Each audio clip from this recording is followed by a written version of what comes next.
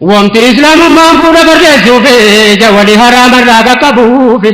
maaluu bakka qabaa bakkatti gochuufi gamtokkee mana ittiin argachuufi haadhummaa fabbummaatti tarkaanfachuufi ilmaan oomishanii diiniidhaan jaaruufi bu'uura mujtamaa islaamaa dhaabuufi hawaasa diigamee ittiin ol kaasuufi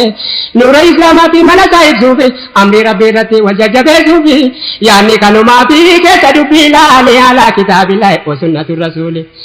bu'uura jireenyaat gaa'illi islaamaa kanaaf dura of qopheessaa jedhi lamaan hubadhu obboleessaa fuutimaa fuudhama ati si abboleetti maal maanaan heeruma hubachuun dirqamaa keessa dubbii ilaalee alaa kitaabillahi wa sunnatu rasuuli